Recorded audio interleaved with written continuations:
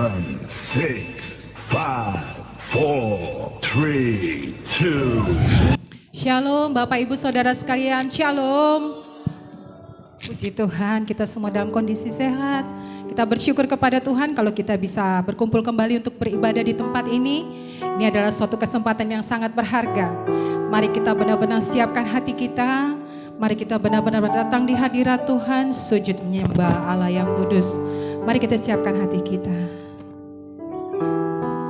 Mari kita tenangkan jiwa roh kita. Siapkan hati kita untuk menghadap Allah. Membawa segala pujian dan penyembahan yang terbaik bagi Tuhan Yesus Kristus.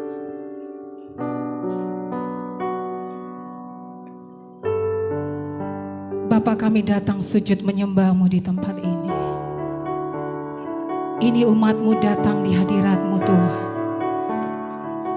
Kami bawa segala pujian, mazmur, tarian, musik, irama yang keluar dari hati kami. Kami mencintai Engkau Yesus Tuhan. Biarlah segala pujian kami itu berkenan di hadirat-Mu Yesus.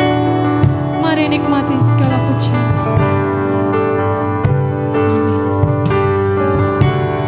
Bapakku datang, menyembah-Mu di sini. Ku percayakan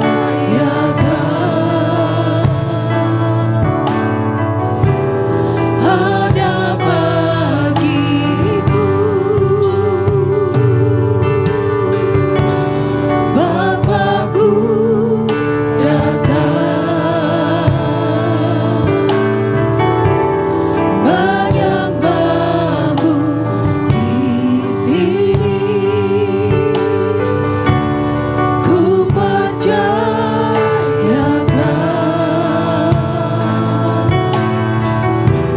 ada bagiku.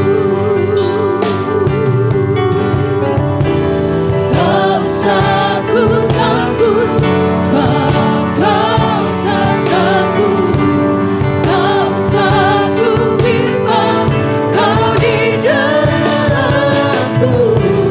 Tak usah ku cemas, Kau penghiburku. Saat ku lemah, Kau kuatku. Ku nyanyi haleluya,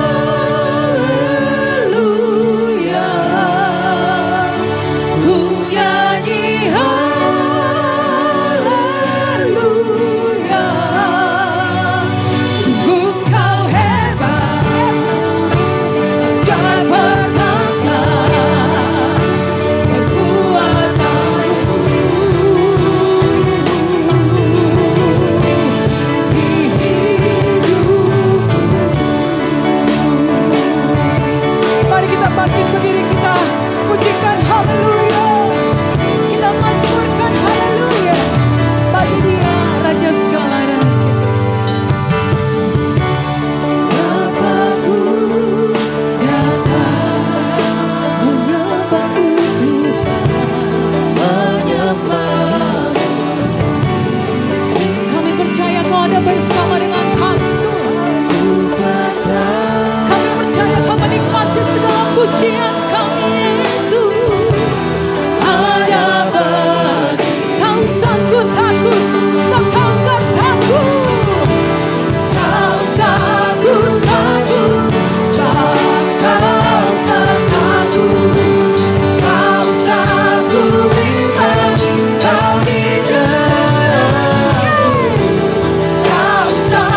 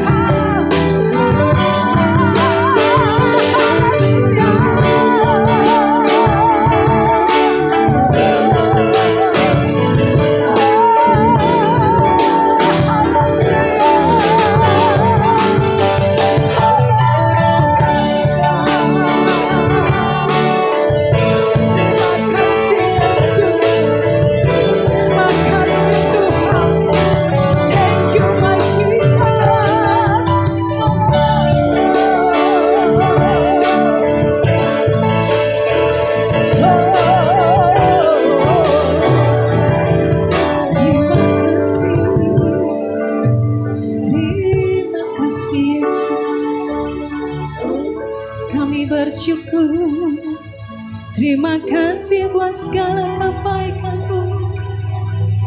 Terima kasih buat segala cinta-Mu. Bermasmurlah bagi Dia, bermasmurlah bagi namanya. Aluk-alukanlah Allah yang hidup, Yesus. Mari bermasmur bagi Tuhan. Nyanyikan nyanyian baru. Naikkan segala syukur kita bagi Dia. Naikkan segala sembah dan pujian hanya bagi Yesus. Dia yang layak disembah. Dia duduk di atas tatanya. Dia bersemayam atas setiap puji-pujian, atas seruan setiap umat yang datang di hadiratnya.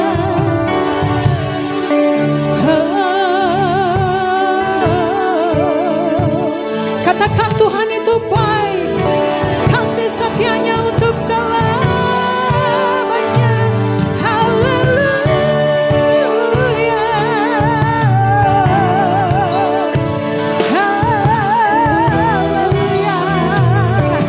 Terima kasih Yesus.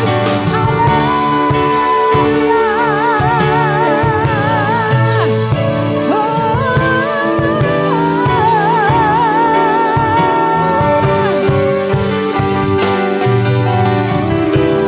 Tak usah ku takut sebab Kau, katakan sungguh-sungguh di hadapan Tuhan.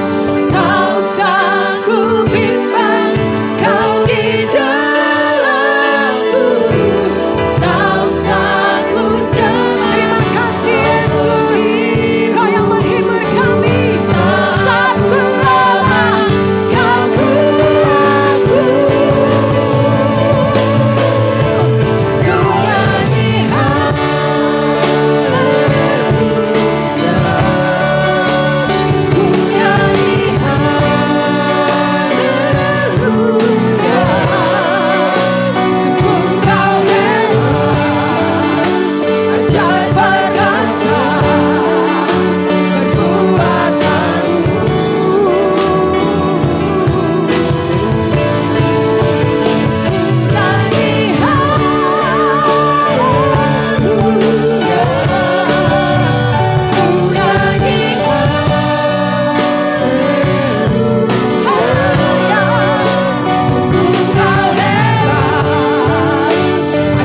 perkasa, perbuatanmu.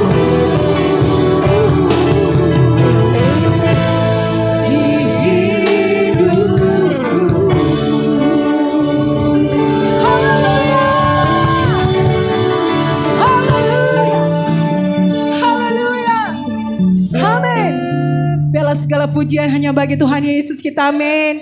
Dia yang menjadi sumber kekuatan bagi kita. Dia perisai di dalam hidup kita. Bersama dengan Tuhan, aku kuat, aku kuat.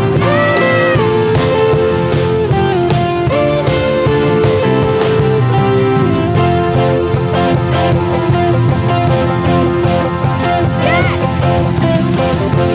Yesus, Kau kekuatan di hidupku. Takkan gentar langkahku. Kau angkatku di saat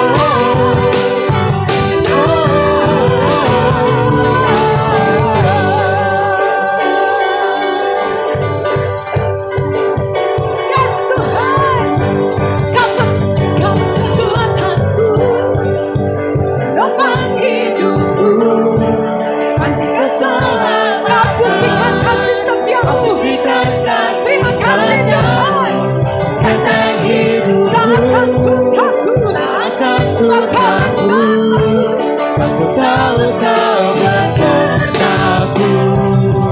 Yesus, jaminan hidupku.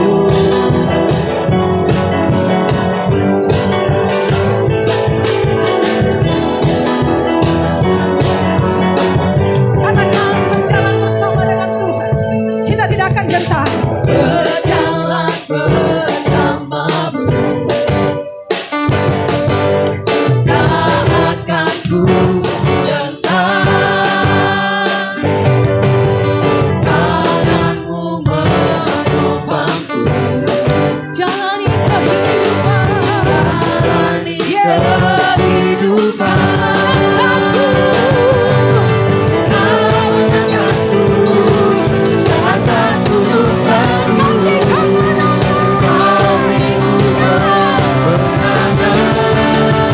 Kau kekuatanku, topang hidupku, keselamatan.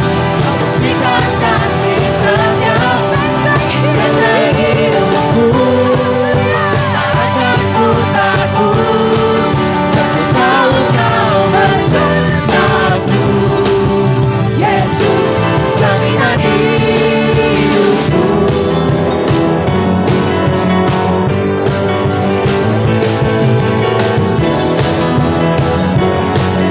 Katakan berjalan bersamamu.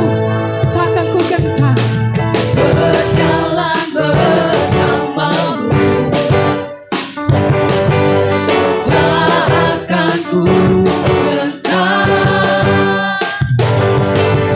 Tanganmu menopangku, jalani kehidupan. Kau menangkanku ke atas gunung batu. Kau beriku kemenangan.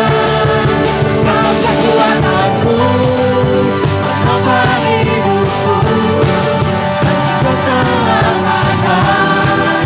Kau berikan kasih setia, benteng hidupku. Tak akan ku takut, sebab ku tahu kau besertaku. Yesus, jaminan hidupku. Kekuatanku, menopang hidupku, keselamatan. Kau berikan kasih setia, benteng hidupku. Tak akan ku takut, sebab ku tahu kau besertaku. Yesus, jaminan hidupku.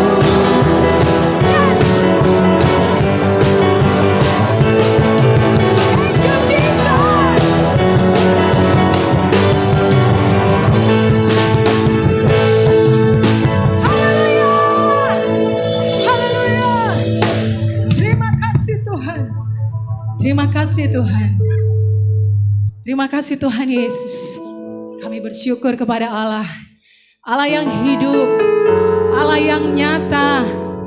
Allah yang bukan hanya sekedar ilusi di dalam hidup kami Tuhan.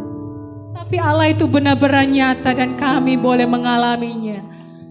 Terima kasih Tuhan. Kami percaya hidup kami ada di dalam genggaman tangan-Mu. Kami ini adalah milik-Mu. Kami adalah umat kepunyaan-Mu. Tuhan, terima kasih. Thank you my Jesus. Biar kami terus berjalan di dalam kehendak-Mu. Biar kami terus dengar-dengaran akan Engkau. Biar telinga kami terus dengar-dengaran akan perintah-Mu Tuhan.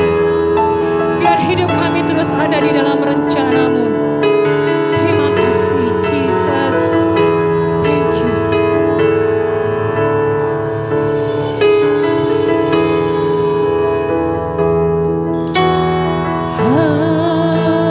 Aku milik Yesus. Aku milik-Mu Yesus. Ku berserah kepadamu seluruh hidupku, seluruh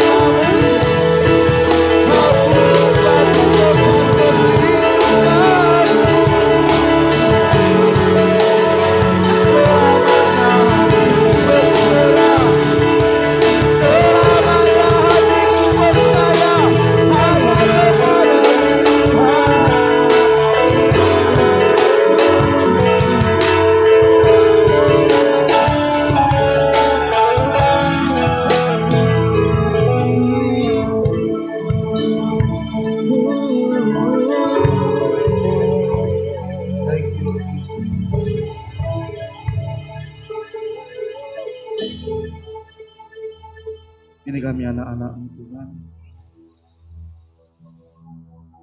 Ini kami umat tebusan. Biji mata-Mu. Yes, my God, Jesus. Kami bawa hidup kami di hadapan. Yes, God. Yesus, pulihkan kami. Jesus. Pulihkan kami. Jesus. Pulihkan kami gereja-Mu Bapa. Pulihkan kami umat-Mu. Kaulah Allahku, Kaulah Bapakku yang baik. Jesus.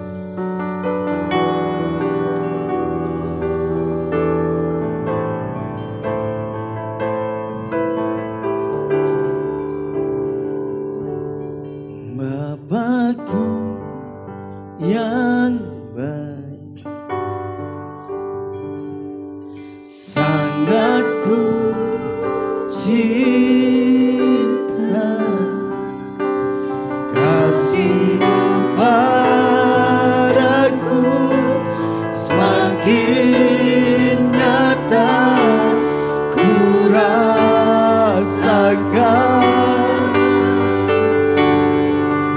Kaulah Bapakku yang baik. Ya Bapa kita, penuh karunia. Bersyukurlah kepada Dia. Bersyukur selalu kepadamu Bapa. Panggil Dia Bapa. Oh, oh, Bapakku yang baik, sangat ku cinta, kasih-Mu padaku semakin nyata ku rasakan. Rasakan Dia memulihkan hidup kita. Aku yang baik, penuh karunia, ku bersyukur selalu kepadamu Bapa. Ku bersyukur selalu, ku bersyukur selalu kepadamu Bapa. Ku bersyukur padamu Tuhan. Ku bersyukur selalu kepadamu Bapa. Kami percaya Engkau mengasihi kami. Engkau tidak pernah meninggalkan kami. Bahkan saat kami berada dalam lembah kekelaman, ada tangan Tuhan yang kuat yang menopang kami. Saat kami jatuh, Engkau mengangkat kami. Saat kami lemah, Engkau menggendong kami Tuhan. Amin. Dan Engkau akan terus mengerjakan karya-Mu dalam hidup kami. Tidak ada satupun yang bisa merebut kami dari tangan-Mu. Yes. Sebab tangan-Mu yang kuat itulah yang memegang kami. Terima kasih Tuhan. Buka mata kami untuk melihat kehadiran-Mu di dalam setiap peristiwa hidup kami. Jangan sembunyikan diri-Mu dari kami Tuhan. Jangan sembunyikan. Pulihkan kami gereja-Mu. Pulihkan kami umat-Mu. Biar kemuliaan-Mu itu memenuhi setiap kami. Terima kasih Bapa. Berbicara Engkau di tengah-tengah kami. Roh Kudus, kami perlu firman Tuhan.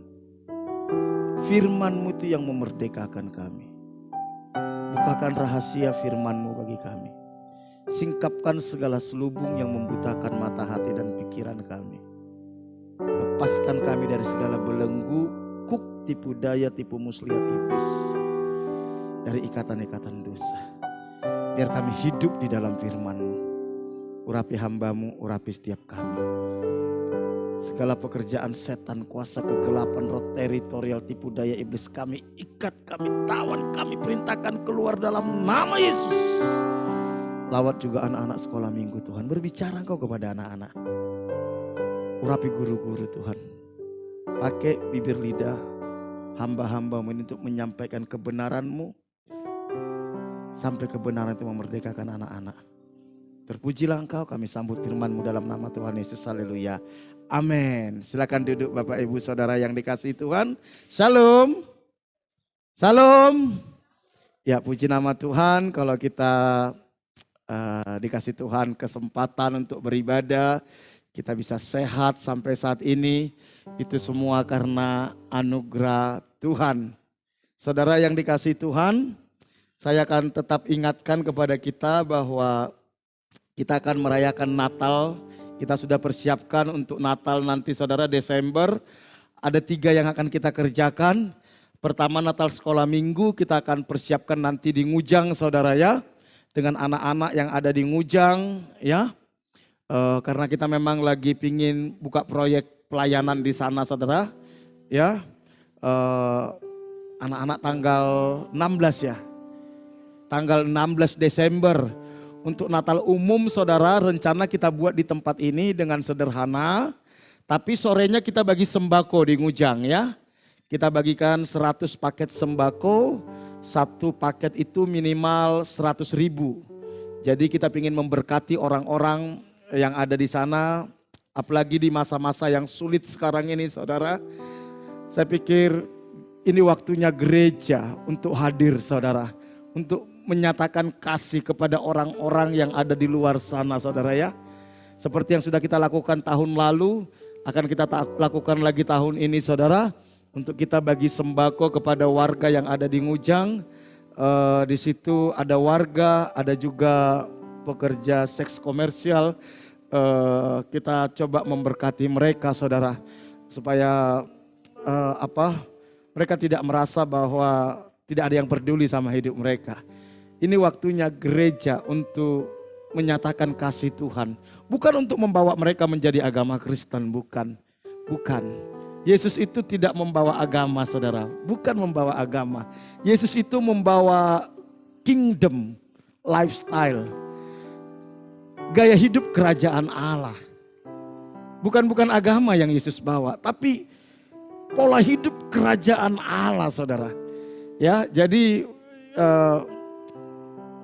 buat apa orang menjadi Kristen tapi mereka tidak menjadikan Yesus Tuhan? Buat apa? Bukan itu tujuannya saudara ya. Tapi bagaimana orang mengalami kasih Tuhan dan mereka hidupnya diubahkan oleh Tuhan. Itu sebenarnya kekristenan. Itu kekristenan.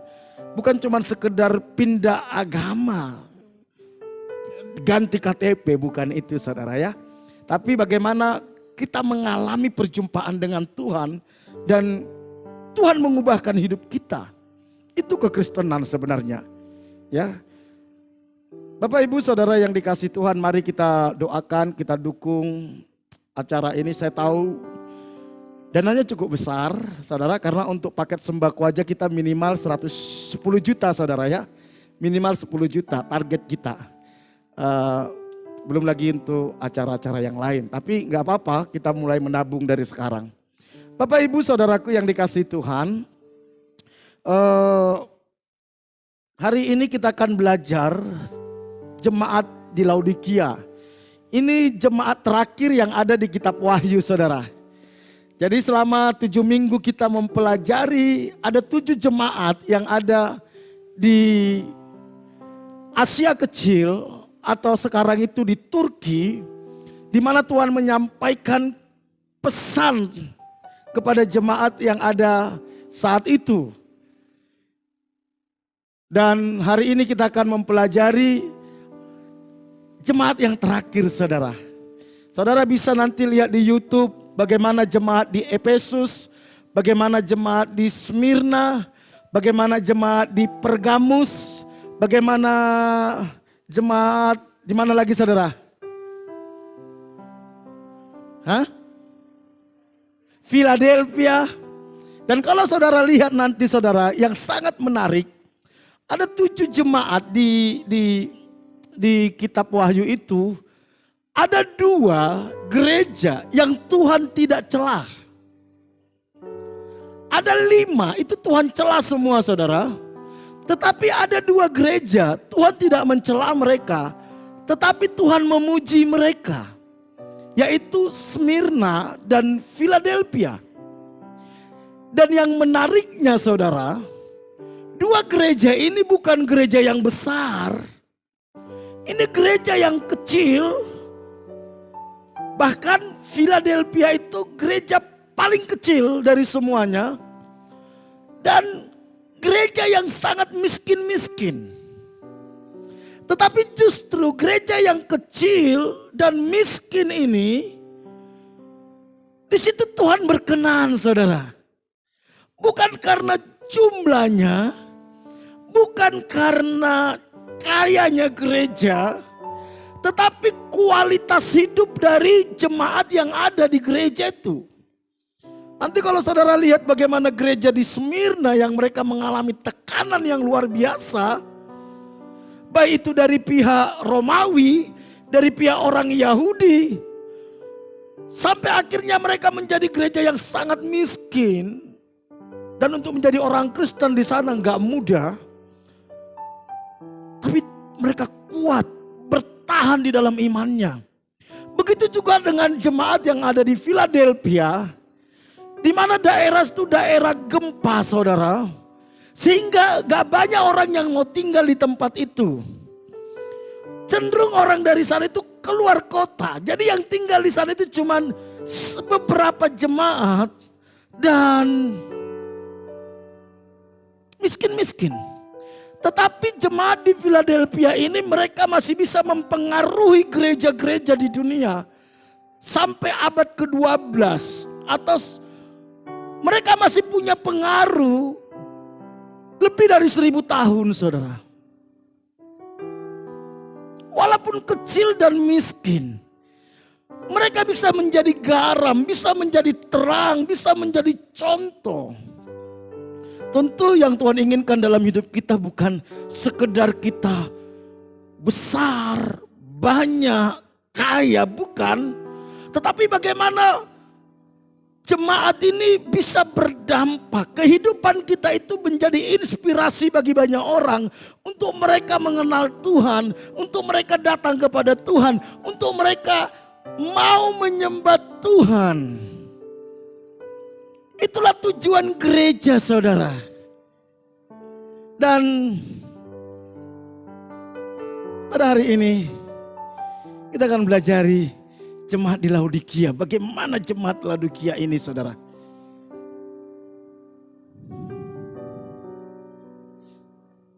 Kita baca dari kitab Wahyu pasal 3 ayat 14 sampai 22. Wahyu pasal 3 ayat 14 sampai 22. Dan tuliskanlah kepada malaikat jemaat di Laodikia, inilah firman dari Amin, saksi yang setia dan benar, permulaan dari ciptaan Allah. Aku tahu, Tuhan selalu berkata apa? Aku tahu. Jadi jangan berpikir Tuhan tidak tahu siapa hidup kita saudara.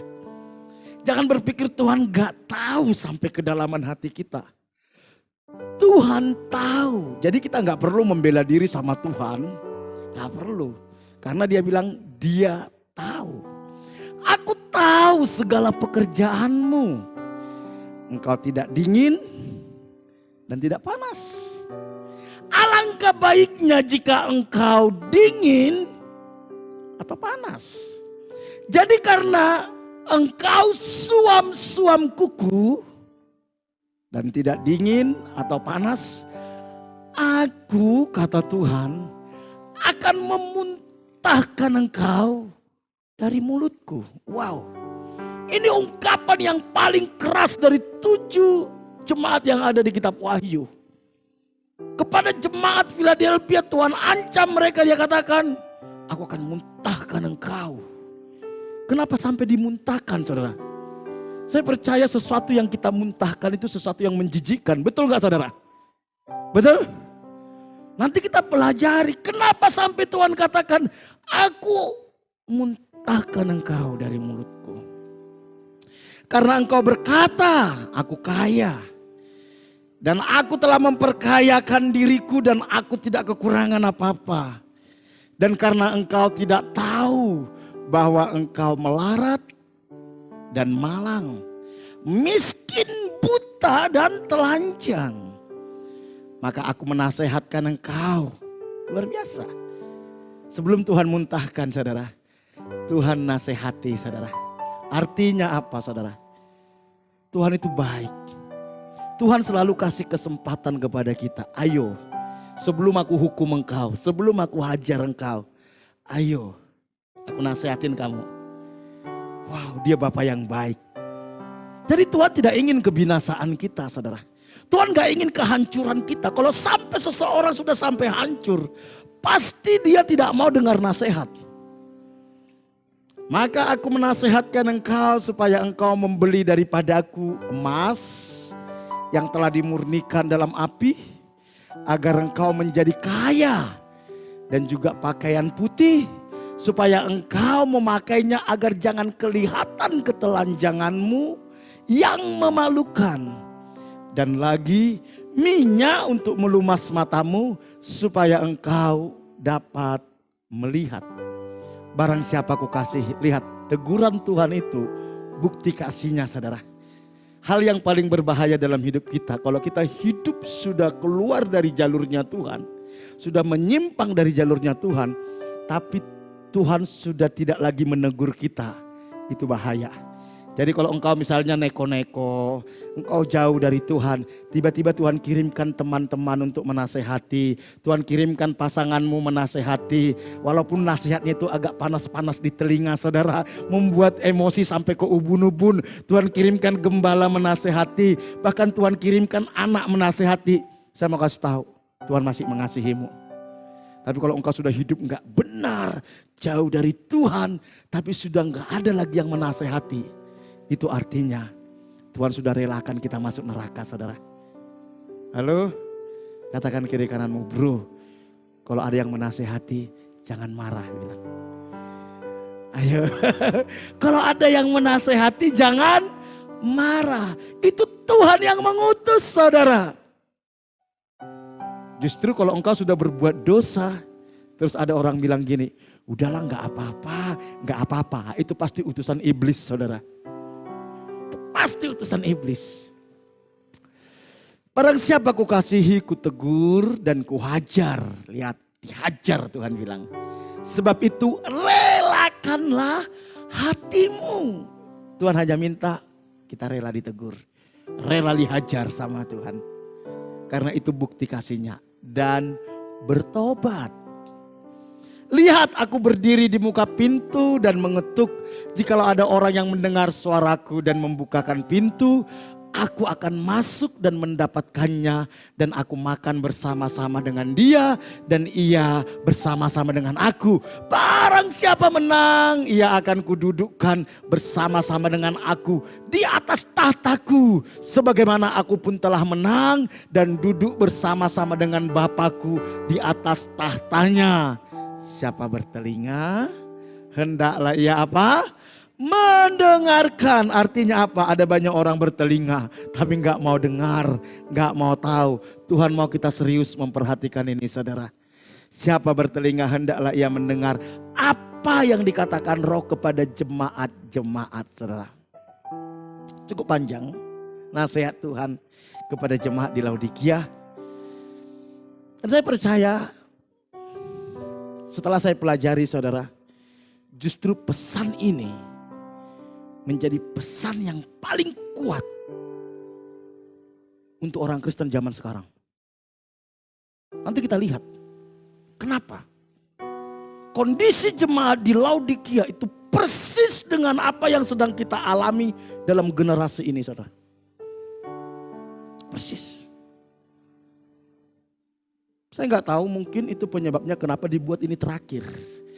Harusnya ya Terakhir itu harusnya yang happy ending ya. Harusnya Philadelphia lah dibuat terakhir ya. Jadi happy ending ini Anda, saudara. Justru yang dibuat terakhir itu yang paling mengerikan saudara. Karena Tuhan tahu ini akan menjadi kondisi gereja di akhir zaman saudara. Saya sempat berpikir kenapa gak Philadelphia aja dibuat terakhir. Jadi enak saudara, belajarnya itu ibarat film itu saudara. Itu apa namanya itu puas, jagoannya menang. Ini enggak saudara, anti klimaks saudara. Waduh kecewa saudara, kenapa di terakhir ini yang kalah saudara. Gak keren gitu loh, tapi gak apa-apa. Supaya kita belajar. Kota Laodikia, kita pelajari dulu kotanya saudara. Supaya kita bisa mempelajari kenapa jemaat itu seperti itu saudara. Laodikia ini merupakan kota perbankan saudara. Dan kota terkaya. Mereka sangat kaya memang. Di kota ini sangat kaya, jemaat-jemaat pun kaya. Pendeta senang pelayanan di tempat ini saudara. Senang saudara, perpuluhannya banyak saudara ya. Pendeta baru batu aja sudah dapat mobil saudara. Baru batu aja udah dapat mobil, kaya-kaya. Dan tanah di Laodikia ini subur sehingga banyak rumput untuk domba. Makanya kota Laodikia ini penghasil wol saudara. Dan kita tahu wol itu sangat penting saat itu saudara ya. Biasanya dipakai oleh raja-raja saudara ya. Orang-orang kaya. Jadi di sana peternakan sangat bagus saudara. Makanya kaya, makanya perbankan saudara. Kalau saudara ingin melihat sebuah kota itu maju atau tidak saudara. Lihat apakah ada bank-bank besar di sana. Contoh, kalau kita ingin lihat di sebuah kota itu ekonominya bagus atau tidak. Perhatikan di situ ada Bank Indonesia enggak? Itu pasti perputaran ekonominya besar. Atau saya satu saat ke sebuah kota di Sumatera Utara namanya Sidikalang saudara. Karena adik saya ada di situ. Saya kaget. Di sana nggak ada BCA. Saya tanya di sini nggak ada BCA. Nggak ada. Oh pasti miskin-miskin orang sini saya bilang. Betul katanya saudara. Jadi indikasinya di situ. Jadi kalau sampai ada sebuah bank yang besar di sebuah kota berarti ekonominya maju. Seperti di daerah Keresiden ini di Kediri ada BI ada kayaknya ya. Di Malang ada BI. Berarti perputaran ekonominya besar. Laodikia ini itu pusat dari perbankan karena ekonominya berkembang pesat. Dan di Laodikia sudah cukup maju. Karena di sana terkenal sekolah medis. Jadi sudah ada di sana sekolah farmasi saudara. Apotek sudah ada bu. Jadi udah banyak orang buka apotek di sana saudara ya. Iya. Karena di sana terkenal dengan sekolah farmasi, sekolah medis. Dan ahli pengobatan. Menemukan obat-obat hebat di Laodikia. Khususnya obat mata. Artinya kota ini sangat maju. Mungkin kalau di Indonesia metropolitan lah seperti Jakarta lah saudara. Makanya orang rebutan kan buka gereja di Jakarta kan. Kaya-kaya saudara. Tapi kita lihat. Ternyata di tengah-tengah kondisi kota yang begitu kaya, yang begitu maju, yang begitu berkembang. Tuhan menemukan jemaat di Laodikia rohaninya suam-suam kuku. Suam-suam kuku. Biasalah kak, suam-suam kuku itu kan biasa kak. Hei, ternyata bagi Tuhan suam-suam kuku itu serius. Sampai Alkitab katakan Tuhan mau muntahkan saudara. Wahyu 3 ayat 15 sampai 16 tadi katakan aku tahu segala pekerjaanmu, engkau tidak dingin dan tidak panas. Alangkah baiknya dia bilang. Alangkah baiknya engkau dingin atau panas. Jadi nggak ada zona tengah-tengah saudara. Kita kan suka zona tengah ya. Nggak mau masuk neraka, tapi nggak mau serius-serius masuk surga. Kita tuh suka aja di zona tengah saudara. Satu kaki di surga, satu kaki di neraka. Siapa tahu kita bisa memperdamaikan antara Tuhan dan setan gitu ya maksudnya ya. Kalau hari Minggu rohani banget, kalau di luar hari Minggu duniawi banget. Suam-suam saudara. Coba tanya kiri kananmu, bro, suam-suam enggak sih? Halo? Suam-suam enggak sih? Jadi karena engkau suam-suam kuku dan tidak dingin atau panas, aku akan memuntahkan engkau. Saya coba pelajari tadi malam ini saudara. Kok sampai sebegitunya Tuhan kepada orang yang suam-suam? Kenapa? Saudara, ternyata suam-suam itu ada latar belakang sejarahnya saudara. Jadi di Laodikia itu ada 2 sumber air di sana saudara. Ada 2 sumber mata air. Yaitu Hierapolis dan dari Kolose. Satu sumber air dari Hierapolis, satu sumber air dari Kolose. Sumber air yang dari Hierapolis ini saudara, itu menyediakan air yang panas. Dan itu biasanya dipakai untuk pengobatan.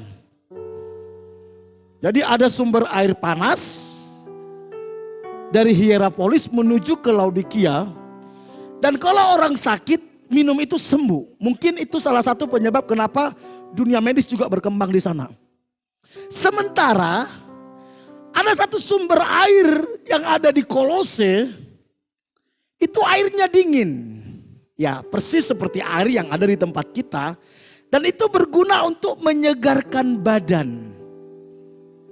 Nah, ternyata sumber air yang dari Hierapolis ini saudara, sebelum sampai ke Laodikia, itu sudah tidak panas lagi. Jadi panasnya itu sudah mulai menurun sehingga suam-suam. Nah, karena dia suam-suam, untuk diminum jadi obat nggak bermanfaat, untuk dipakai untuk menyegarkan tubuh, kepanasan. Agak maksudnya ya. Jadi air dari Hierapolis ini, saking perjalanan itu menuju Laodikia, dia mengalami suam-suam sehingga air ini nggak berguna saudara. Nggak berguna. Mau dipakai untuk pengobatan nggak manjur, dipakai untuk menyegarkan badan, kepanasan, sehingga nggak bermanfaat. Jadi kondisi jemaat yang ada di Laodikia itu persis dengan kondisi air yang turun dari Hierapolis ini saudara.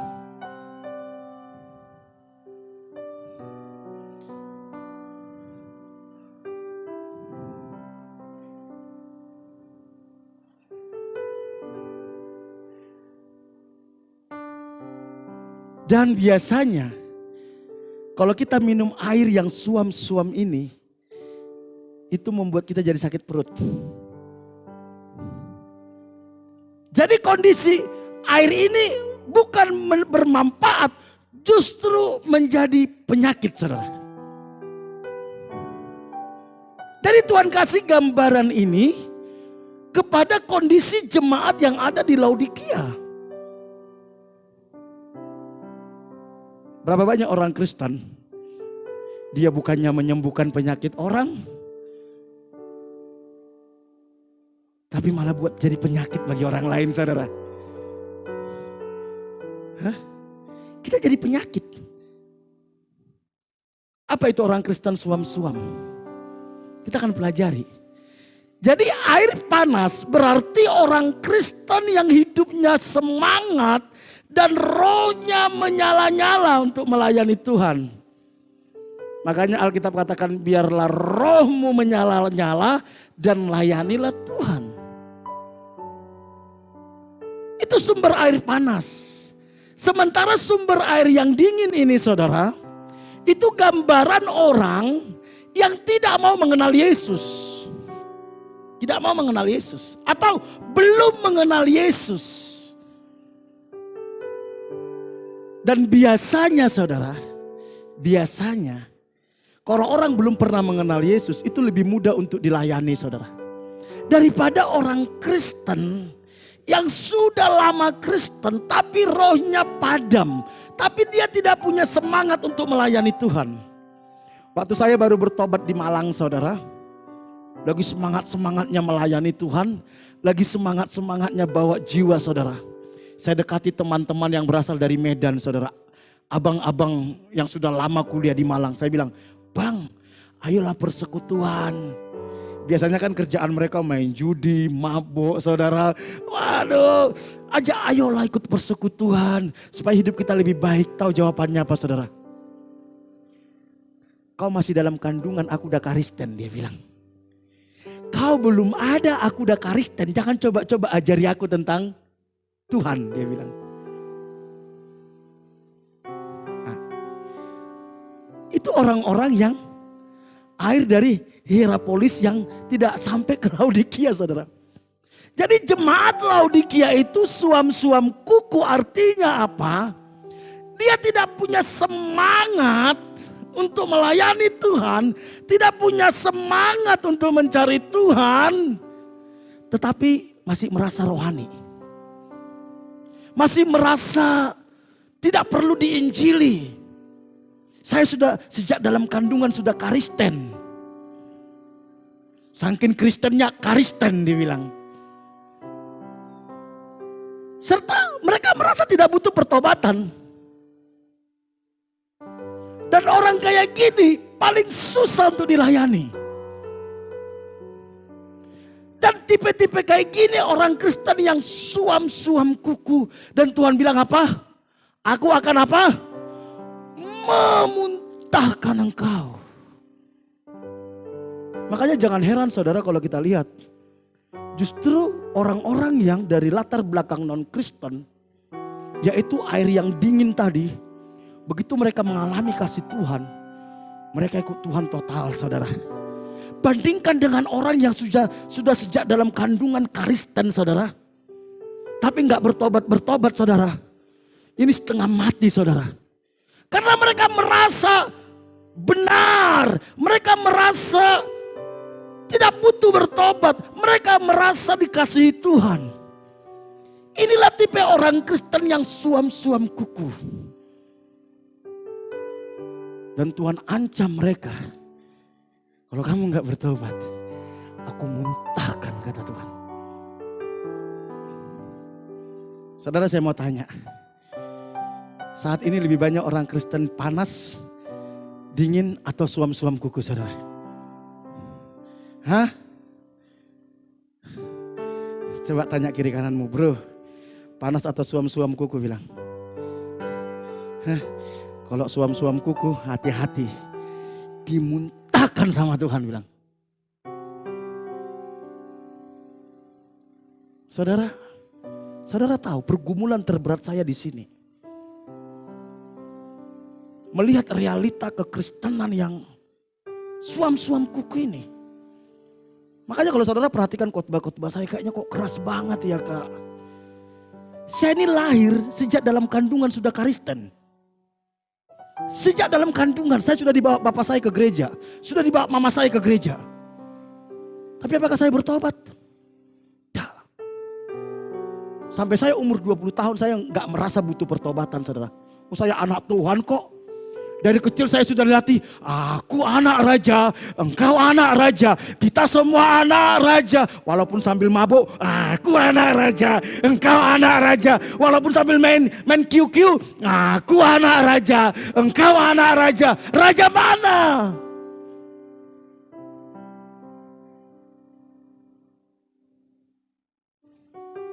Bukankah kita seperti itu? Kita ini gak tertarik mencari Tuhan. Gak tertarik melayani Tuhan. Gak tertarik sama Tuhan. Tapi kita masih pede bilang, aku anak raja, engkau anak raja, mati pasti masuk surga. Terus Tuhan bilang, aku muntahkan engkau.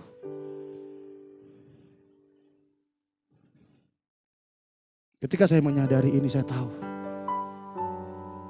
kekristenan sekarang itu terjebak kepada suam-suam kuku. Suam-suam. Dan kita masih merasa nyaman, saudara. Itu yang terjadi kepada jemaat Laodikia. Terjebak kepada agamawi. Saya baru mengerti kenapa Yesus tidak pernah mendirikan agama. Karena yang bukan dia cari bukan orang agama Kristen. Yang dia cari adalah pengikut Kristus. Yang mengikuti gaya hidupnya Kristus. Tujuannya Kristus. Selera jiwanya Kristus. Dan hidup hanya untuk kepentingan kerajaan Allah. Dan gereja harus membawa umat Tuhan bukan menjadi Kristen, tetapi menjadi murid Kristus. Amin.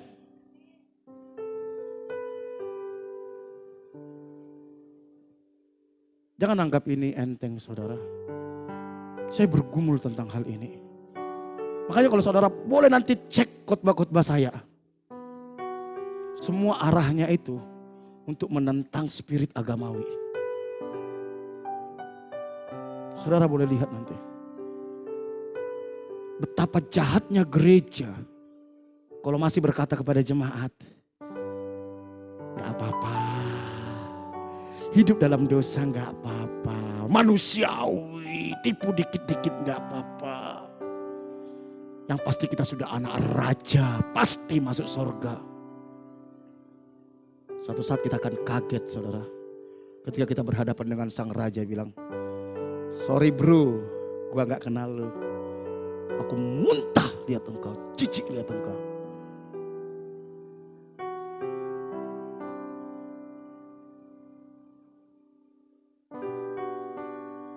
Saya rindu jemaat di tempat ini bukan jemaat yang suam-suam. Saya pun kadang terjebak dalam kesuam-suaman, saudara, jujur. Ada masa-masa kita sudah merasa kita tetap masih berdoa, kita masih tetap beribadah, tapi gak punya kerinduan kepada Tuhan lagi. Gak punya kasih mula-mula, gak memiliki roh yang menyala-nyala melayani Tuhan. Tuhan itu cuma sekedar pelengkap penderita bagi kita. Bukan segala-galanya. Itu yang dialami jemaat di Laodikia. Sikap Tuhan kepada orang Kristen suam-suam kuku dimuntahkan. Dimuntahkan. Saya kadang kalau lihat orang meninggal, saudara, hati saya nggak tahan bergetar. Tuhan, ini orang di sorga atau di neraka. Jujur. Ketika saya melihat kebenaran ini, gak mudah menjadi orang Kristen yang benar. Apa penyebab jemaat Laodikia suam-suam kuku? Yang membuat mereka, jemaat di Laodikia suam-suam kuku adalah karena mereka terjebak kepada tipu daya kekayaan. Kekayaan membuat mereka merasa nyaman. Kekayaan membuat mereka merasa tidak membutuhkan Tuhan. Wahyu 3 ayat 17 berkata, karena engkau berkata aku kaya. Dan aku telah memperkayakan diriku dan aku tidak kekurangan apa-apa. Saudara, kenapa saya pernah katakan gini?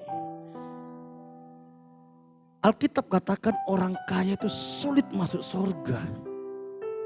Karena ketika seseorang itu kaya, dia akan terjebak untuk mengandalkan kekayaannya, bergantung kepada kekayaannya, dan tidak lagi bergantung kepada Tuhan, dan tidak mau tahu apa kehendak Tuhan dalam hidupnya. Satu saat di tengah-tengah pergumulan saya, Tuhan kasih kata-kata ini, saudara. Sebuah fakta yang sangat tragis. Ada saatnya orang kaya akan menyesal.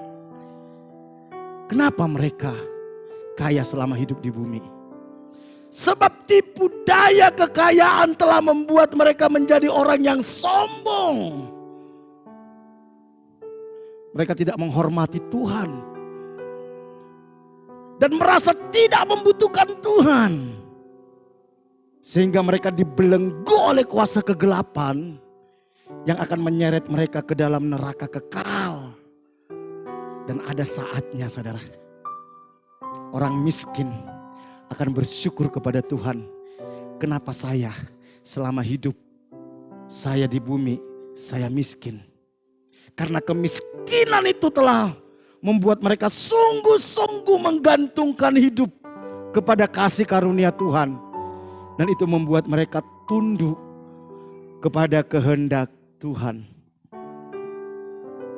Saudara ingat kisah tentang Lazarus yang miskin dan orang kaya yang di Alkitab?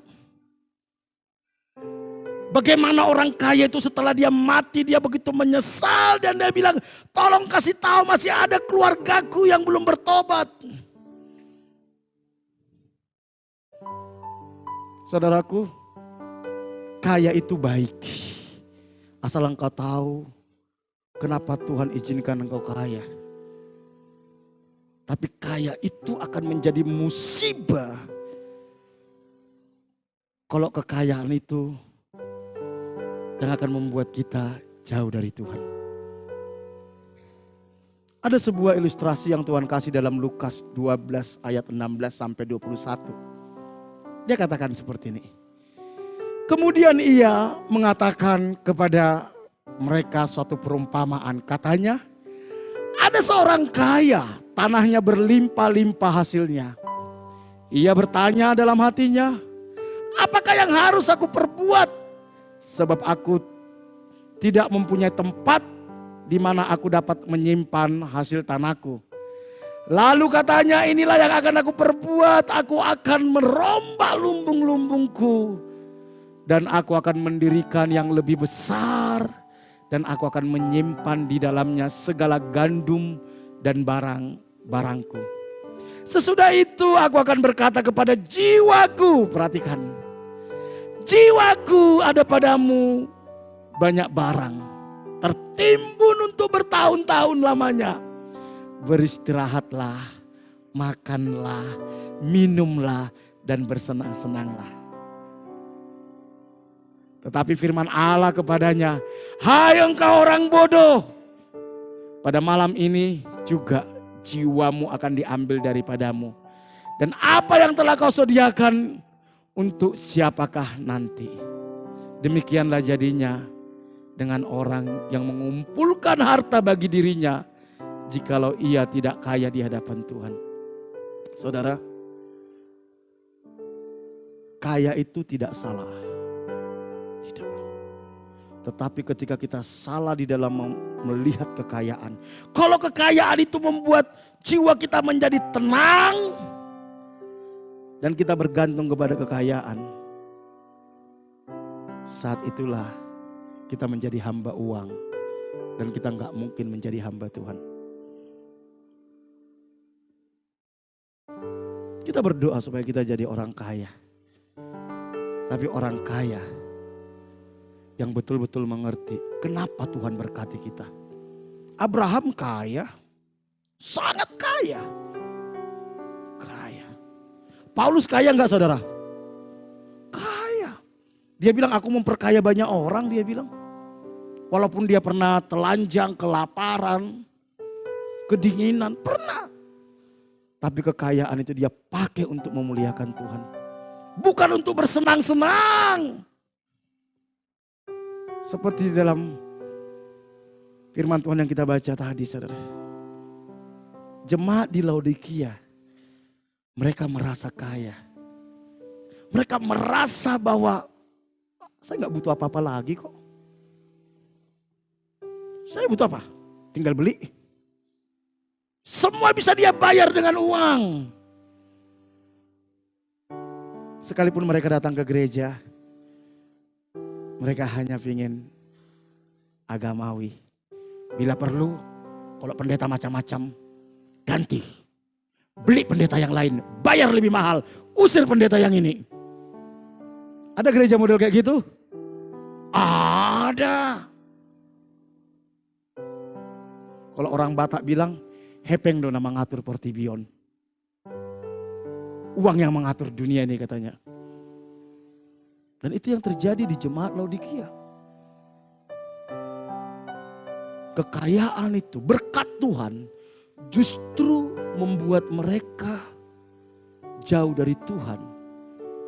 Dan itu yang menyeret mereka kepada kebinasaan. Harusnya berkat Tuhan itu membuat kita semakin dekat sama Tuhan, semakin mengasihi Tuhan, semakin melayani Tuhan. Bukan membuat kita semakin jauh dari Tuhan dan kita mulai suam-suam kuku.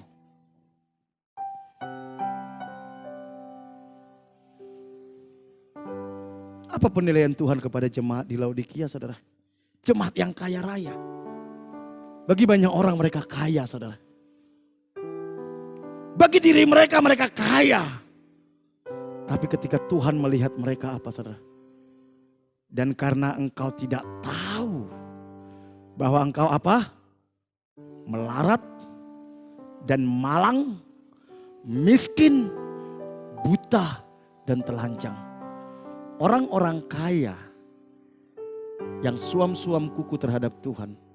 Orang-orang kaya yang tidak memiliki roh yang menyala-nyala melayani Tuhan dan mengasihi Tuhan. Di hadapan Tuhan, mereka orang-orang yang melarat, malang, miskin, buta, dan telanjang. Itu yang Tuhan sampaikan kepada kisah Lazarus yang miskin. Dan orang kaya yang setiap hari berpesta dengan pakaian ungu. Orang menyanjung-nyanjung mereka karena kekayaannya. Orang memuji-muji mereka. Mungkin mereka suka juga nyumbang gereja. Supaya mereka dikenal, supaya mereka didengar. Sementara di depan rumahnya ada Lazarus yang miskin dan melarat. Tetapi cara Tuhan melihat dengan cara manusia melihat beda. Di hadapan Tuhan justru Lazarus yang melarat dan miskin dan sakit-sakitan ini. Dia orang yang mulia di hadapan Tuhan. Sementara orang kaya yang setiap hari berpesta dan berpakaian ungu. Tuhan katakan, engkau melarat, engkau malang, engkau miskin, buta dan telanjang. Karena apa? Karena setelah dia mati, dia dibuang ke neraka, saudara. Tidak ada kemalangan yang lebih malang dari sini. Kira-kira orang kaya itu orang Kristen atau tidak, saudara? Hah? Orang Kristen atau tidak, saudara? Saya mau kasih tahu. Besar kemungkinan dia orang Kristen. Kenapa? Karena dia memanggil Abraham siapa? Bapa. Dia keturunan Abraham yang harusnya menjadi warga kerajaan sorga. Tapi karena dia nggak mengerti kenapa dia diberkati Tuhan. Kenapa Tuhan titipkan kekayaan bagi dia. Akhirnya dia ditolak dari sorga. Kemungkinan dia Kristen. Mungkin juga nyumbang gereja. Tapi Tuhan bilang, engkau miskin melarat. Saudaraku, jangan fokus dengan apa yang kita miliki secara daging. Cepat atau lambat itu akan kita tinggalkan. Memang kita harus bekerja. Harus bekerja keras. Karena apa? Apa tujuan kita bekerja? Saya selalu ajarkan sama jemaat, bekerja bukan untuk cari uang. Come on. Bekerja bukan untuk cari uang. Uang bukan tujuan. Kalau uang menjadi tujuan engkau bekerja, engkau menjadi hamba uang. Apalagi kalau kita pelayanan tujuannya uang, lebih celaka lagi, saudara. Kita bekerja itu karena kita ingin memaksimalkan potensi talenta yang Tuhan percayakan kepada kita. Kita mempertanggungjawabkan potensi yang Tuhan berikan kepada kita. Kita tidak mau kubur talenta itu yang pertama. Yang kedua, kita bekerja untuk menghargai setiap kesempatan yang Tuhan berikan kepada kita. Yang ketiga, kita bekerja, Tuhan mau kita menjadi terang, menjadi garam, menjadi berkat di tempat pekerjaan. Makanya firman Tuhan katakan, berkat Tuhanlah yang menjadikan kita kaya, susah payah tidak menambahinya. Kita harus bekerja keras, tapi bukan untuk uang. Orang kalau bekerja untuk uang dia gampang berkhianat, saudara. Pasti gampang berkhianat. Yang kedua, orang kalau bekerja untuk uang, dia nggak bisa menghargai manusia sebagai pribadi yang utuh. Dia akan menghargai orang-orang kaya dan orang-orang miskin dia nggak menghargai. Karena dia mengukur keberhargaan seseorang itu dari uang. Padahal kita harus mengukur keberhargaan seseorang itu karena Yesus mati menebus dosanya, membeli dia, dan dia berharga di mata Tuhan. Karena dia berharga di mata Tuhan, dia pun berharga di mata kita.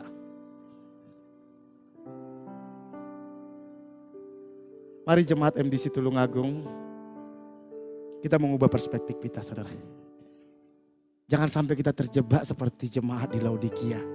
Mereka kaya, tapi Tuhan mencela mereka. Bahkan Tuhan mengancam, aku akan memuntahkan engkau, katanya. Nasihat Tuhan kepada jemaat di Laodikia, maka aku menasehatkan engkau. Dan nasihat ini berlaku untuk saudara dan saya. Amin. Nasihat ini berlaku bagi saudara dan saya. Mungkin saudara, kak saya gak kaya loh kak. Tapi kan mentalmu mental kaya, sombong. Banyak gak orang Kristen mental kaya saudara? Banyak, udah kiri sombong. Ah itu saudara. Itu lebih celaka lagi saudara.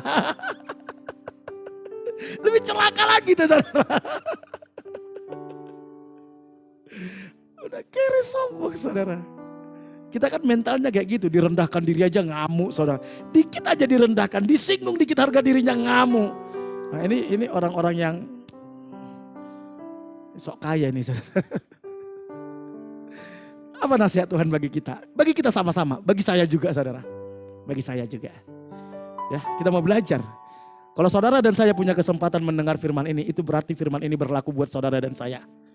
Amin. Jadi jangan saudara gini saudara datang ke gereja, khotbahnya bagus, cocok untuk suamiku, cocok untuk istriku, cocok untuk mertuaku. Itu sombong saudara. Kalau Tuhan kasih kesempatan engkau mendengarkan khotbah itu cocok buat siapa? Buat saya. Cocok buat saya. Bukan buat mertua yang menjengkelkan. Bukan buat suami yang bencekno. Bukan buat saya. Aku menasihatkan engkau supaya engkau membeli daripadaku emas yang telah dimurnikan dalam api. Agar engkau menjadi kaya. Jadi kekayaan mereka tadi kekayaan tipu muslihat saudara. Cuman euforia ilusi saudara. Tapi ada kekayaan yang sesungguhnya yang Tuhan bilang. Yang kekal sampai selama-lamanya. Juga pakaian putih supaya engkau memakainya. Agar jangan kelihatan ketelanjanganmu yang memalukan. Dan lagi minyak untuk melumas matamu supaya engkau dapat melihat. Ada beberapa nasihat Tuhan. Yang pertama Tuhan bilang, kamu harus membeli. Ada harga yang harus dibayar. Ada pertukaran. Ada apa? Pertukaran. Kalau kita mau dipulihkan Tuhan, harus ada pertukaran. Ada harga. Dari hidup yang mengandalkan kekayaan, berganti kepada hidup yang bergantung kepada kasih karunia Tuhan. Kalaupun kita kaya, jangan andalkan kekayaanmu. Bersyukur buat kekayaan, tapi setiap hari kita bergantung kepada kasih karunia Tuhan. Apa Tuhan mau dalam hidupku sepanjang hari ini? Apa yang Tuhan inginkan dalam hidupku? Aku harus bagaimana? Aku mau tunduk kepada Tuhan. Itu orang-orang yang hidup dari kasih karunia Tuhan. Matius 13 ayat 45 sampai 40 dikatakan, demikian pula hal kerajaan sorga itu seumpama seorang pedagang yang mencari mutiara yang indah. Setelah ditemukannya mutiara yang sangat berharga, ia pun pergi menjual seluruh miliknya lalu membeli mutiara itu. Tuhan bilang gini, hal kerajaan sorga. Ada seorang pedagang nih. Pedagang ini lagi cari mutiara nih. Dia temukan nih. Dia temukan. Apa yang dia lakukan? Dia tinggalkan, dia jual semua hartanya. Habis dia beli ini, mutiara ini. Tuhan mau seluruh hidup kita terjual untuk kepentingan kerajaan sorga. Kita rela kehilangan apa saja. Yang penting kita berjalan dalam kerajaan sorga. Bukankah itu yang terjadi kepada murid-murid? Mereka rela kehilangan apa saja. Yang penting mereka berjalan di dalam rencana Tuhan. Bahkan mereka sampai rela mati untuk ikut Tuhan. Bagi mereka kehilangan harta gak apa-apa, asal jangan kehilangan Yesus. Bagi mereka kehilangan keluarga gak apa-apa, asal jangan kehilangan Yesus. Bagi mereka kehilangan nyawa gak apa-apa, asal mereka jangan kehilangan Yesus. Tuhan bilang beli dan harganya seluruh hidup kita. Hanya untuk kepentingan kerajaan surga. Baru Tuhan berkenan atas hidup kita. Baru kita lepas dari spirit suam-suam kuku, saudara. Selama masih ada yang berharga dalam hidup kita melebihi Yesus, percayalah, kita akan tetap suam-suam kuku. Kita tidak akan pernah total ikut Tuhan. Bahkan kita rela mengorbankan Yesus untuk sesuatu yang berharga itu. Makanya jangan heran, ada banyak orang meninggalkan imannya demi pasangan hidup. Orang rela meninggalkan pelayanan demi pekerjaan, meninggalkan panggilan demi hobi. Karena bagi dia, Yesus itu, kerajaan sorga itu tidak berharga. Ada sesuatu yang lebih berharga daripada kerajaan sorga. Itulah orang yang suam-suam kuku, saudara. Dan Tuhan bilang orang-orang kayak gini, satu saat Tuhan pasti muntahkan, saudara. Yesus sudah tinggalkan sorga. Semua yang terbaik dia sudah korbankan. Nyawanya dia berikan bagi kita. Supaya dia bisa mendapatkan kita. Tapi kita masih hitung-hitungan sama dia. Apakah dia tidak akan marah? Coba saudara bayangkan. Saudara tinggalkan orang tua, saudara tinggalkan pekerjaan, saudara tinggalkan teman-teman, saudara tinggalkan hobi saudara. Demi mengikuti pasangan saudara, mengikuti suami saudara. Tetapi di tengah-tengah perjalanan, saudara tahu suami itu selingkuh, saudara. Betapa marahnya saudara, betapa kecewanya saudara, betapa hancurnya hati saudara. Begitu juga dengan Tuhan, dia tinggalkan sorga. Dia korbankan nyawanya supaya dia bisa mendapatkan saudara dan saya. Tapi kita masih selingkuh. Bagi kita harta masih lebih berharga. Keluarga masih lebih berharga dari Tuhan. Pekerjaan masih lebih berharga. Hobi masih lebih berharga. Tuhan katakan engkau jahat. Engkau jahat. Mari kita mau membayar harganya, saudara. Saya tahu ini gak mudah. Butuh anugerah Tuhan. Minta anugerah Tuhan supaya kita dimampukan. Minta anugerah Tuhan. Yang kedua Tuhan bilang apa yang perlu kita beli, saudara? Emas yang murni. Apa itu emas yang murni, saudara? Itu berbicara iman, saudara. Bayar sesuatu untuk membangun imanmu, saudara. Bagaimana cara membangun iman, saudara? Halo? Iman timbul dari pendengaran. Pendengaran akan firman Kristus. Renungkan firman, lakukan firman. Bangun iman yang murni. Di dalam segala pergumulan, di dalam segala tantangan. Tetap hidup dalam firman. Itu akan membangun iman yang murni. Bayar semua demi memiliki iman yang murni. Jangan takut ditinggalkan teman. Jangan takut kehilangan berkat. Jangan jual hak kesulunganmu hanya demi semangkok kacang merah. Jangan jual perkara-perkara rohani hanya untuk perkara-perkara duniawi kedagingan yang sesaat.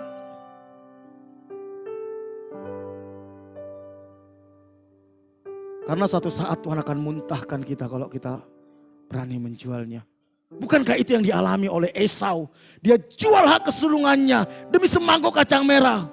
Alkitab katakan dia menangis pun. Dia tidak dapatkan itu lagi.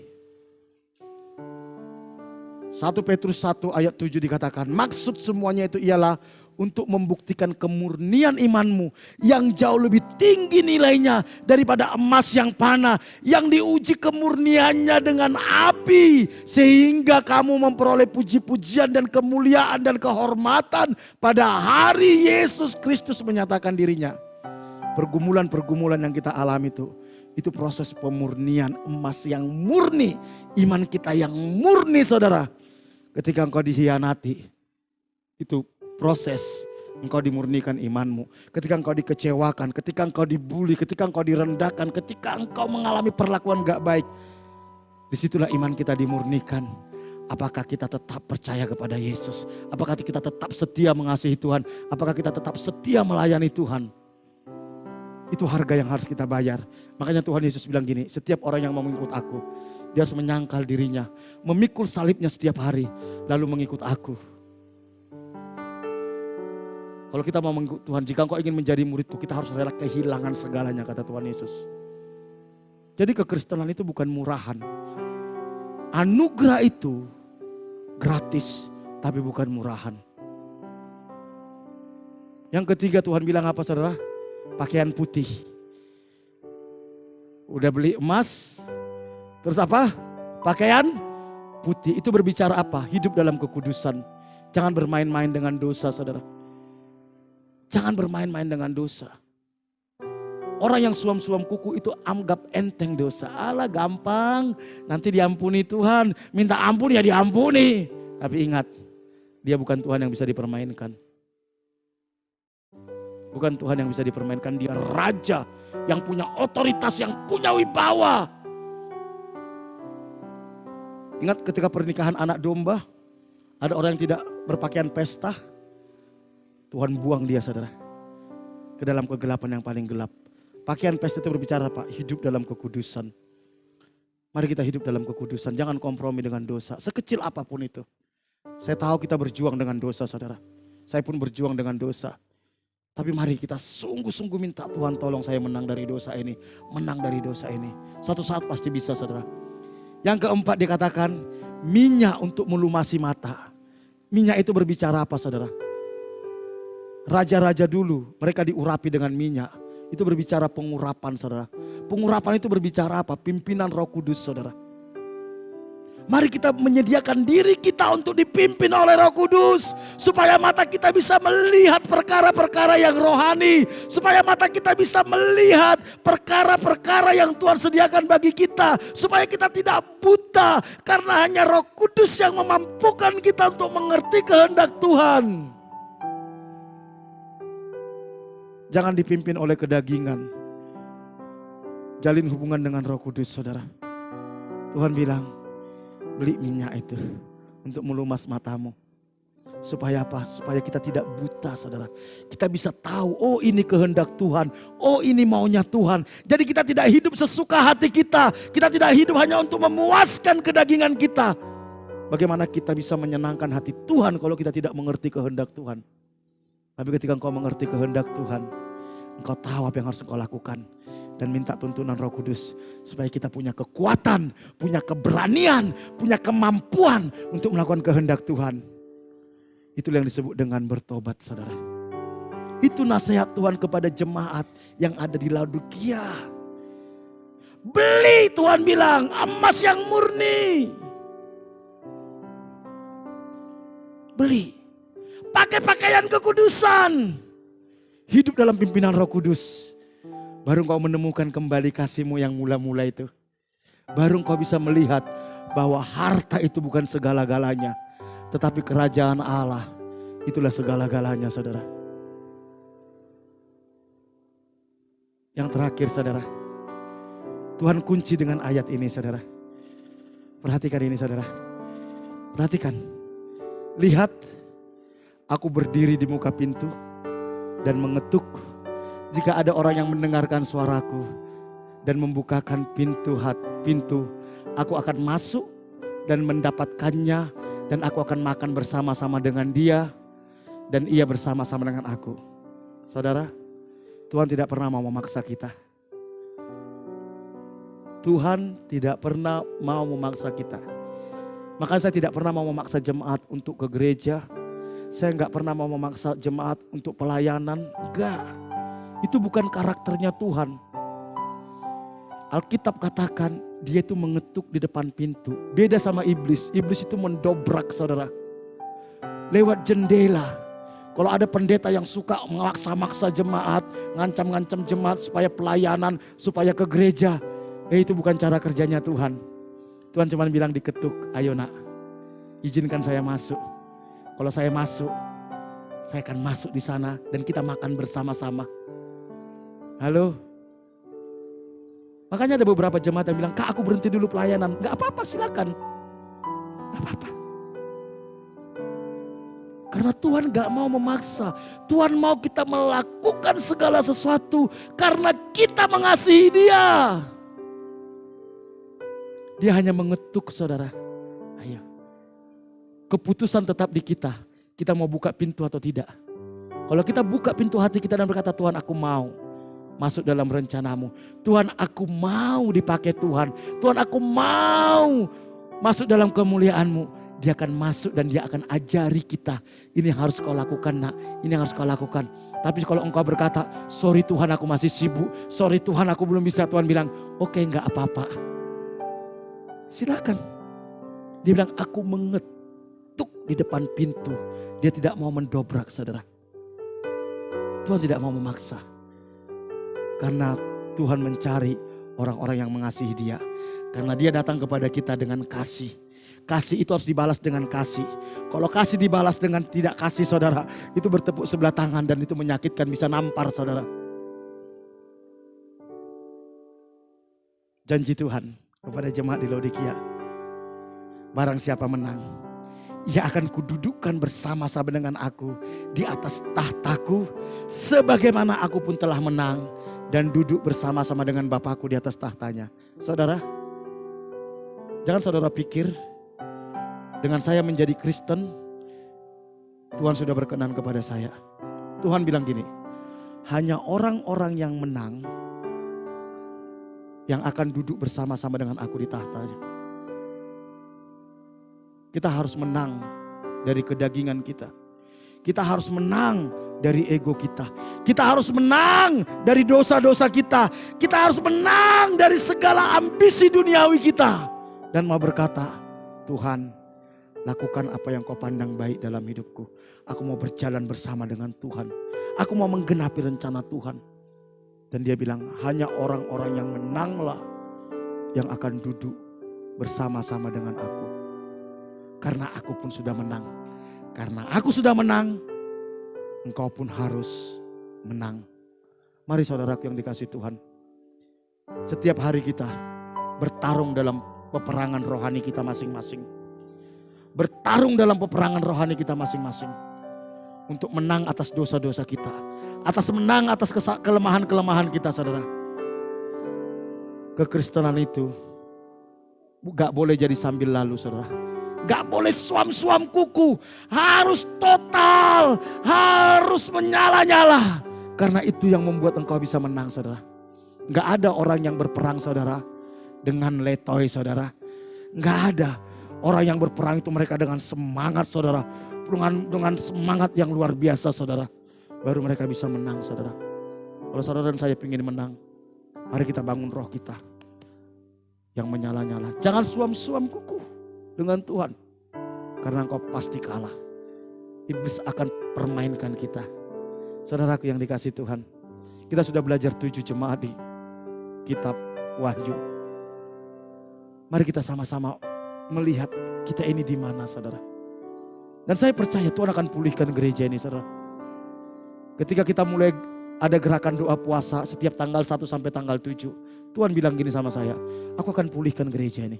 Aku akan bangkitkan pahlawan-pahlawan gagah perkasa dari gereja ini. Yang akan memenangkan kota ini, yang akan mempengaruhi kota ini. Yang akan membawa kota ini datang kepada Tuhan. Tuhan sudah ngomong sama kita saat itu.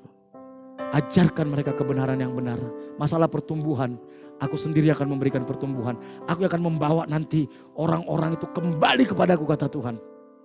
Saudara, mari jangan mau ketinggalan. Mari jangan mau ketinggalan. Kita masuk dalam rencana Tuhan. Mari kita bangkit berdiri. bersamamu Bapa,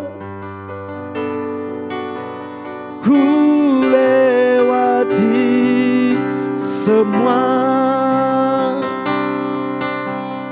perkenananmu yang teguhkan hatiku. Engkau yang bertindak,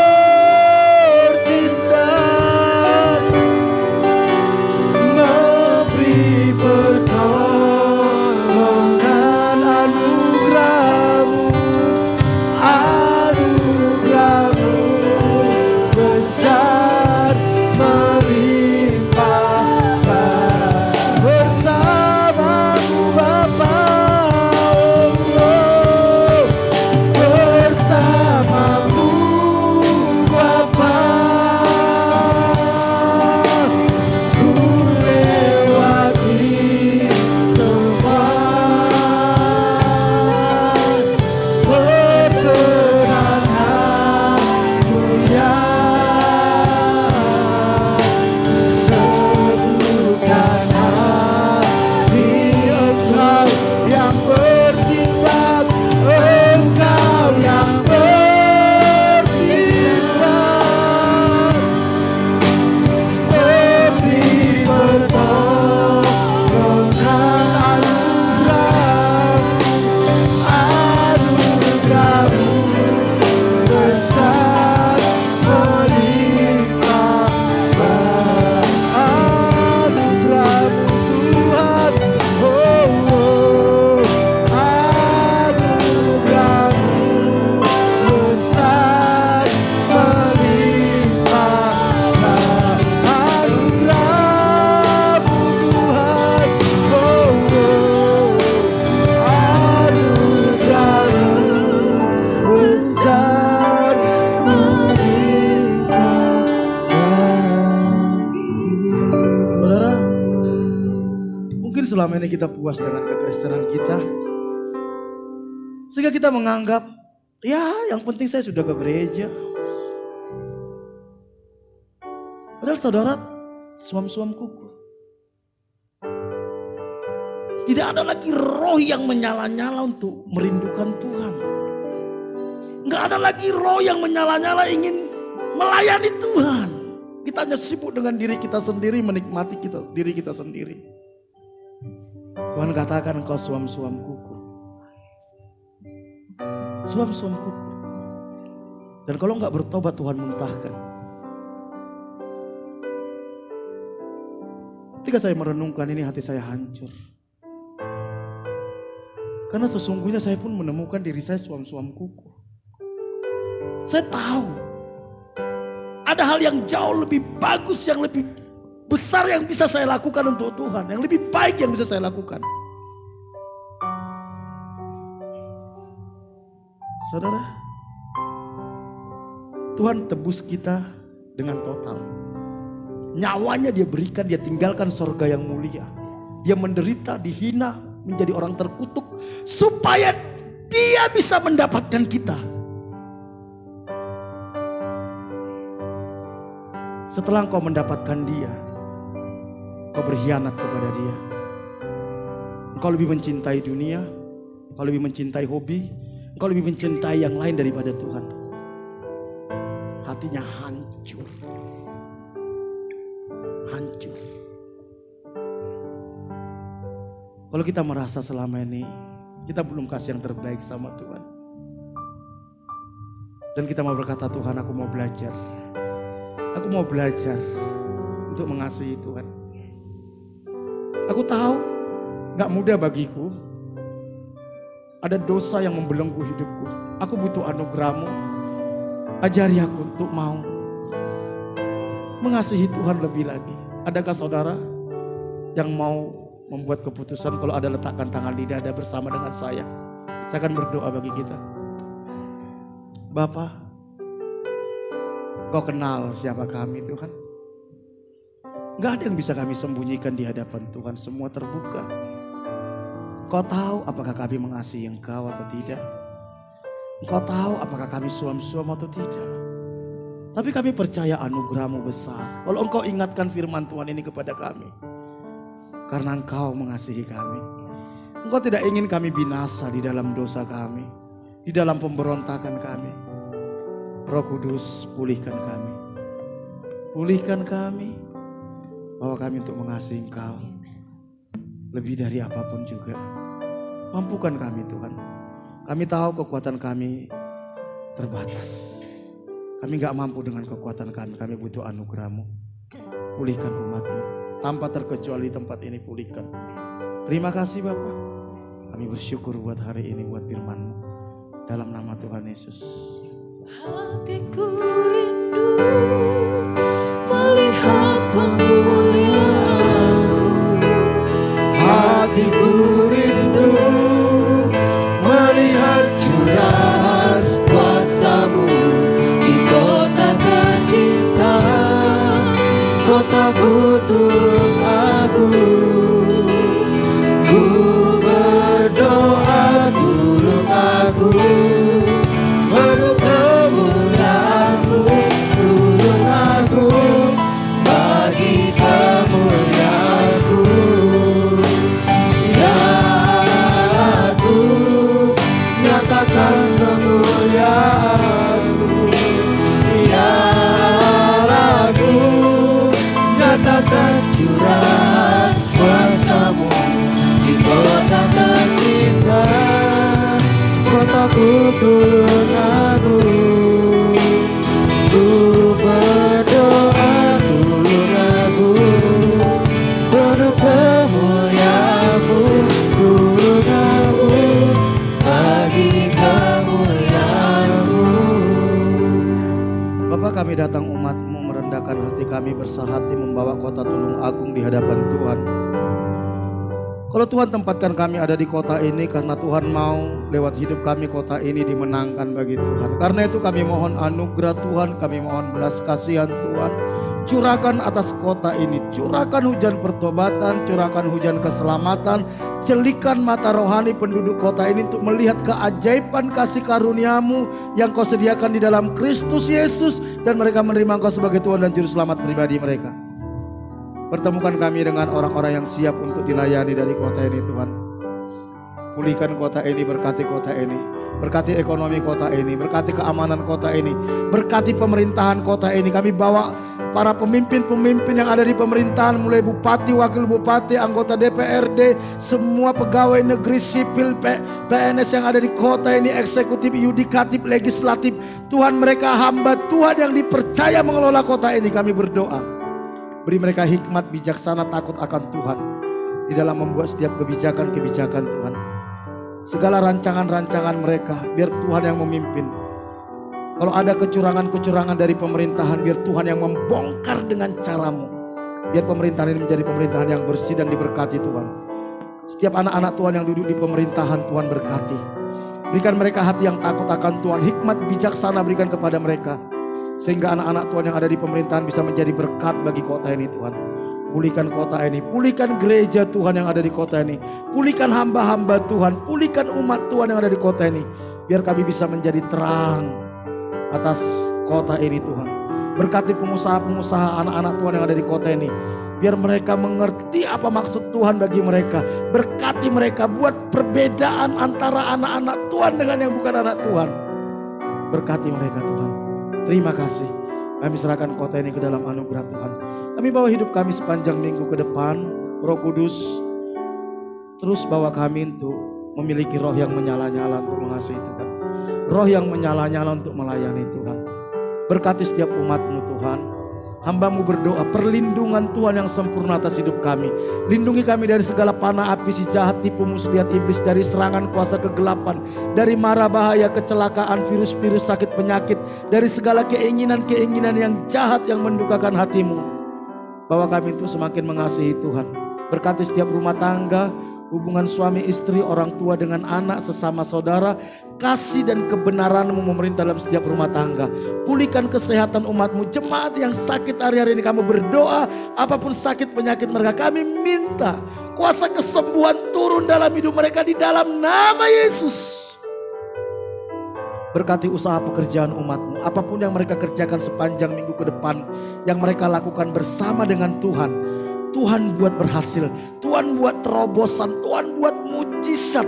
Bukakan tingkap-tingkap langit, curahkan berkat-Mu, halaukan belalang pelahap dari hidup mereka.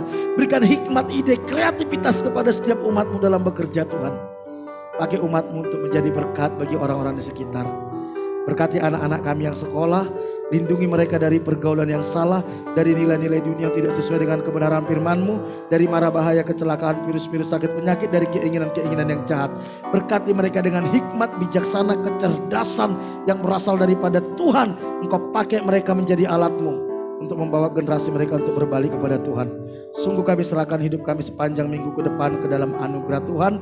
Pak Bambang, Bu Bambang beserta semua keluarga besarnya pemilik tempat ini kami bawa di hadapan-Mu.